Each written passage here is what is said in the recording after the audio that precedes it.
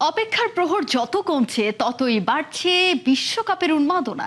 সে জোয়ারে গা ভাসিয়ে পাবনায় চলছে মিনি ফুটবল বিশ্বকাপ।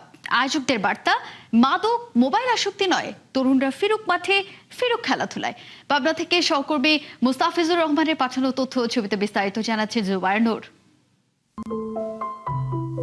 ঈদের ছুটিতে জমে ক্ষীর বিশ্বকাপের উন্মাদনা। সেমায়ের মিষ্টি স্বাদ শেষ না হতেই ওদিকে আবার গড়ানো শুরু করে মিনি বিশ্বকাপের বল। তবে এ লড়াই নর্থ আমেরিকায় নয়, পদ্মার পারে পাবনার চরে। সেই আয়োজনে আবার রং চড়িয়েছে সাম্বা বনাম ভামোসের লড়াই। এখানে গোলপোস্ট ছোট, মাঠও তাই, সময় কম, কিন্তু আবেগের আকাশটা অনেক বড়। হলুদ জার্সির ঝড়, আকাশি সাদার ঢেউ, আর মাঝখানে একটা বল, যাকে ঘিরেই পুরো গ্রাম এখন বিশ্বকাপের গ্যালারি।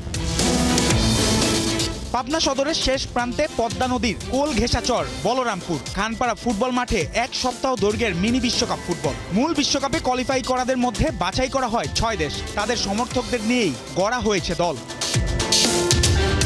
মুখোমুখি ফুটবল দুনিয়ার দুই চিরচেনা আবেগ, ব্রাজিল ও আর্জেন্টিনা। রাইভালরি থাকবে খেলায়, সম্পর্ক থাকবে হৃদয়ে, কিন্তু বাঁশি বাজতেই বদলে গেল দৃশ্য। শুরু হলো attack, counter attack, pass, pressing, tackle আর গোলমুখী ছুটে চলা।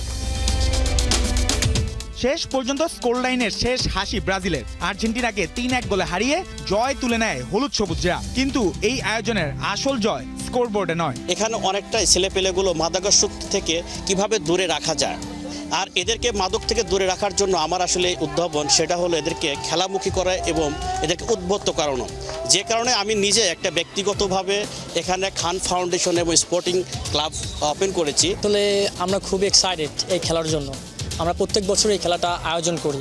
মানে বিশ্বকাপ যেহেতু 2026 সালে আর্জেন্টিনা ব্রাজিল অংশগ্রহণ করবেন, জার্মান আছে, এখানে এলাকার প্রত্যেকটি দর্শক উপভোগ করতেছে ম্যাচটা, মানে সবাই উৎসাহ দিচ্ছে আমাদেরকে, আমরা খুবই খুশি।